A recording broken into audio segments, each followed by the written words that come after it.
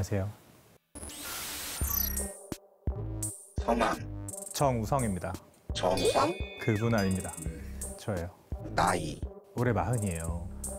40이에요. 직업 더파크 TV라는 미디어 스타트업 대표로. 스타트업 CEO면 돈 많이 벌겠네요. 그러니까 스타트업이라는 말에 그렇게 거창한 의미는 사실 없는 것 같습니다. 새로 시작하는 건 다 스타트업이니까요. 없는 시스템을 만들어 보려고 애를 쓰고 있는 거죠. 어떤 시스템을 만드나요? 아직은 시스템 지금은 생존을 위한 시스템을 만들고 있습니다. 세상을 바꾼 최고의 사건. 이따가도 말씀드릴 텐데 장거리 여행 처음 했을 때 그 차를 가지고 만약에 그 사람이 그렇게 하지 않았으면 제가 자동차를 지금 다루고 있지 않겠죠. 비즈니스란? 생존입니다. 본인에게 수식어를 붙인다면? 안녕하세요. 글 쓰는 정우성입니다.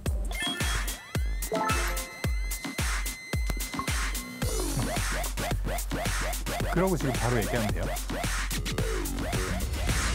엔진은 950cc인데 0.8마력을 냈다고 합니다. 엄청나게 발전했던 거죠. 자동차가 새로 나오면 레이스를 합니다. 일종의 로드쇼였던 거예요. 아내가 아이 둘을 데리고 100km를 달려서 10년쯤에 가겠다라고 결심할 수 있을 만한 자동차. 최초의 장거리 여행. 바로 이 순간이 자동차 역사에서는 굉장히 중요한 순간이 되었습니다.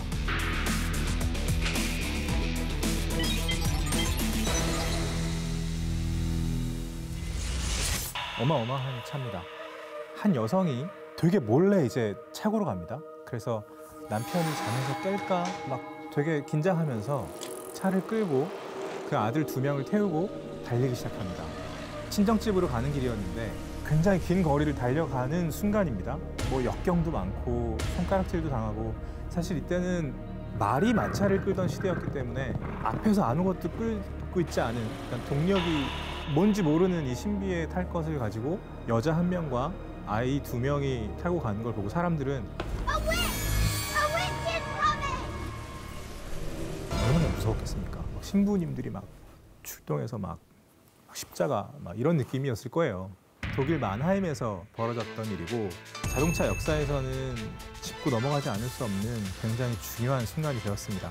이 자동차의 창조주라고 하면 될까요? 이 자동차의 주인은 이름만 들으면 아마 분명히 굉장히 편하게 아실 수 있을 거예요.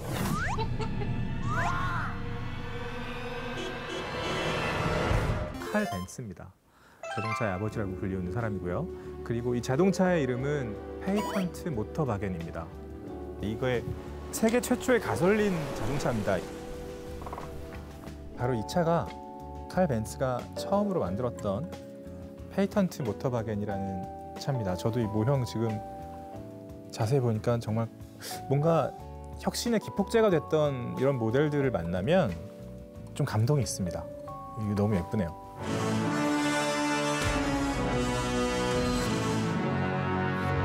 이 차의 이름을 일단 설명을 드려야 될 필요가 있을 것 같은데요. 이게 페이턴트는 특허를 받았다는 뜻이고 모터바겐은 자동차라는 뜻이에요. 되게 심플하게 특허받은 자동차라는 뜻입니다. 독일에서 37435번을 받았어요. 이게 지금 이 손으로 들어보면 무게감이 좀 있는데 실제로는 한 250kg이었다고 합니다. 엔진은 950cc인데 0.8마력을 냈다고 합니다. 1세대 페이턴트 모터바겐은. 이게 지금 바퀴가 3개죠. 3개인 이유가 있습니다. 이게 사실 자동차가 되게 냉정한 기계여서 바퀴 하나를 굴리는 데 필요한 힘이 다 따로따로 할당된다고 생각하시면 되거든요. 힘이 모자랐기 때문에 바퀴 하나를 줄인 거예요. 얼마나 고민이 많았겠습니까? 이게 그리고 보시면 조향, 보통 우리가 핸들이라고 부르고 이제 스티어링 휠이라고 하는데 요즘에는 되게 쉽게 돌릴 수 있잖아요. 근데 이거는 이렇게 조향을 하는 거죠. 그러니까 여기에 바퀴가 2개 달려 있으면 더 힘들겠죠. 그래서 지금 바퀴가 3개 있는 거고, 그러니까 그 당시에 할 수 있는 최선의 효율을 내야 되는 그런 디자인인 거죠. 그리고 이게 2인승이냐 3인승이냐는 사실 중요하지 않습니다. 왜냐하면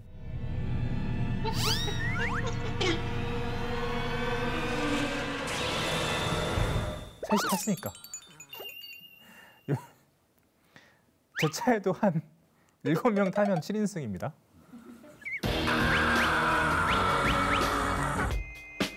근데 왜 아내는 남편 몰래 모터바겐을 타고 친정에 갔을까요? 오죽하면 그랬을까 싶습니다. 칼 벤츠는 어마어마한 완벽주의자의 굉장히 신중한 성격이었다고 해요. 근데 아내 입장에서는 이 정도면 될 것 같거든요. 그래서 한번 가본 겁니다. 어딜 가느냐? 엄마 보러 간 거죠. 친정집에 한 100km 정도 떨어져 있었던 마을이었는데 하이델베르크를 통과하고 비슬로우까지 갔을 때 연료가 떨어집니다. 주유소가 또 없는 시대니까 약국에 가서 리그로인을 얻으려고 했어요. 근데 막 여자라서 굉장히 무시당합니다. 드레스에 묻은 얼룩 그거 지우려면 이걸로는 안 될 텐데 그냥 한 벌 사는 게 어때? 뭐 이런 얘기도 듣고 자동차에 넣을 거니까 잔말 말고 내놔. 뭐 약간 이런 느낌이죠. 그래서 그 약국은 지금도 세계 최초의 주유소라고 불리우고 있고 계속 영업을 하고 있다고 해요. 중간에 뭐 어딘가 노즐이 막히면 머리핀을 빼서 뚫고 뭔가 고장이 생기면 스타킹으로 묶어서 고정을 시키고 그리고 브레이크가 고장났을 때는 신발하는 사람한테 가서 이걸 만들어 달라고 한 거예요. 최초의 브레이크 라이닝이었던 거죠. 근데 어쨌든 그런 식으로 100km를 가는 동안 계속 역경을 스스로 딛고 성취해낸 로드트립입니다. 12시간 걸려서 남편 칼 벤츠한테 정보를 지죠. 자기 나 도착했어. 이거 마력이 모자라. 브레이크도 고쳐야겠어. 좀 더 빨랐으면 좋겠어. 그러니까 그런 느낌이지 않았을까 싶어요. 사실 자동차의 본질 세 가지를 짚은 겁니다. 잘 달려야 되고, 잘 서야 되고, 코너링이죠. 그 세 가지를 베르타 벤츠가 정확하게 짚어서 남편한테 얘기를 해준 거죠. 완벽한 주행 테스트였죠.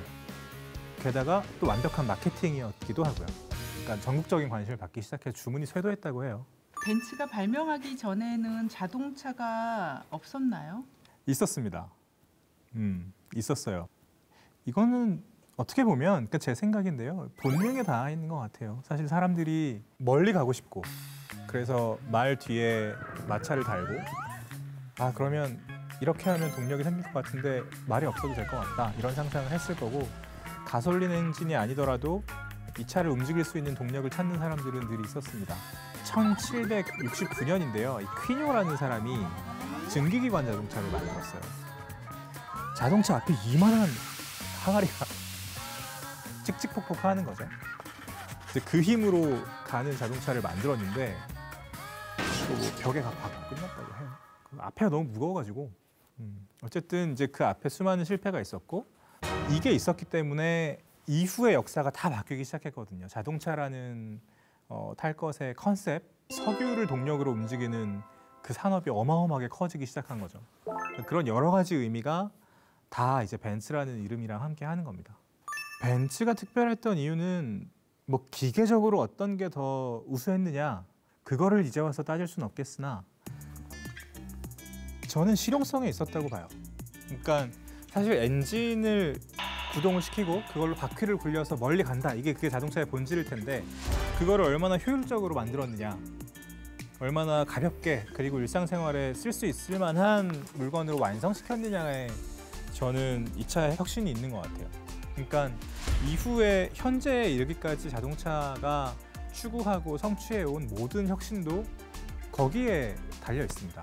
더 가볍고 멀리 갈 수 있고 다루기 쉽고 일상생활에 적용할 수 있게 그리고 베르타 벤츠가 두 아들이랑 같이 타고 친정집을 왕복할 수 있을 만한 자동차로 만들어냈다는 거 그게 이 페이턴트 모터바겐의 혁신 포인트인 것 같습니다. 근데 본인은 그렇게 생각을 안 한 거잖아요. 그거 답답하죠. 이거는 그냥 저 혼자 하는 생각이기도 한데요. 내가 생각하는 완벽은 크게 의미가 없는 것 같아요.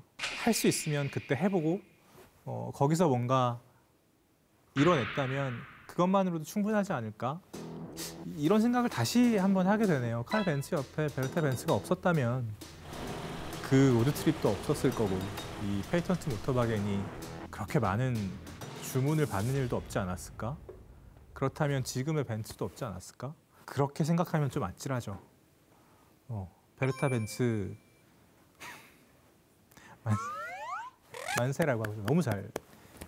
베르타 벤츠 말고도 혁신에 기여한 여성들이 있을까요? 플로렌스 로렌스라는 헐리우드 스타가 있었는데 이분이 방향지시 등을 만든 분이에요. 1900년대에 그때는 사람들이 창문을 열고 내가 저쪽으로 가겠다고 수신호를 했었는데 꼭 저래야 되나? 좀 더 편리하게 할 수 있는 방법은 없나? 그래서 이제 방향지시 등을 고안을 하신 거죠. 자동차가 얼마나 생활 밀착형 오브제이냐.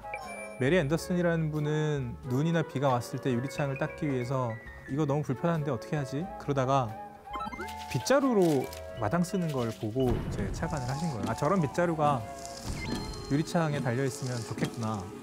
그게 이제 기계식 와이퍼의 시작이었던 거죠. 생활 속에서 어떤 발견, 그리고 그게 혁신으로 이어진 사례라고 볼 수도 있지 않을까 싶어요. 오늘의 한 줄 리뷰는 칼 벤츠가 이런 어마어마한 혁신 상품을 만들어 놓고도 베르타 벤츠의 행동이 없었다면 이 아름다운 도전이 무슨 의미가 있었을까 싶습니다. 그래서 행동 없는 혁신은 엔진 없는 자동차와 같습니다. 라고 말씀드리고 싶어요.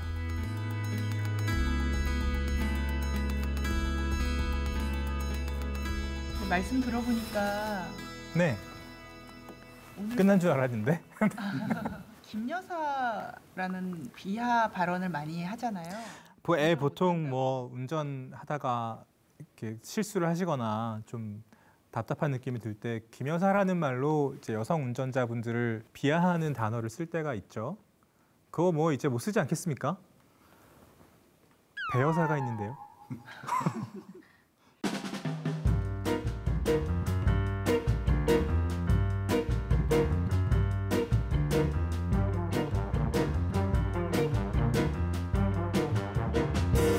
You've got a great car.